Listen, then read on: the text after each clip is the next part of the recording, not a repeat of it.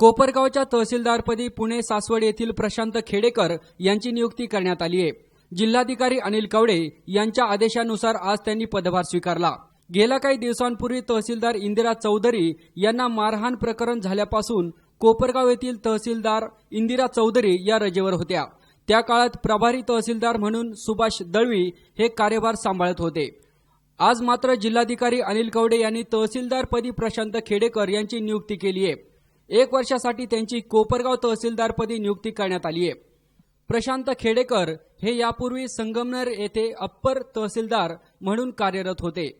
याआधी त्यांनी रत्नागिरी येथे 11 महिने नायब तहसीलदार म्हणून कार्यभार सांभाळला। एमपीएससीच्या परीक्षेत त्यांनी टॉप केला असून प्रशांत खेडेकर यांनी महाराष्ट्रातून 3रा क्रमांक मिळवला होता। प्रांताधिकारी नेमणूक करण्यापूर्वी 6 महिने तहसीलदार पदभार स्वीकारणे गरजेचे असते।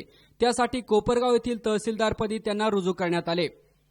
तहसीलदार प्रशांत खेडेकर यांनी पदभार स्वीकारल्यानंतर त्यांचे प्रशासकीय अधिकारी, सामाजिक कार्यकर्ते, राजकीय कार्यकर्ते, कोपरगाव वासियांनी पुष्पहार देऊन सत्कार केला आणि पुढील वाटचालीस शुभेच्छा दिल्यात आणि कोपरगाव येथील महसूलच्या त्रुटी लक्षात आणून देऊन त्या सोडवण्याचे आवाहन केले। C24 तास साठी योगेश डोके, कोपरगाव।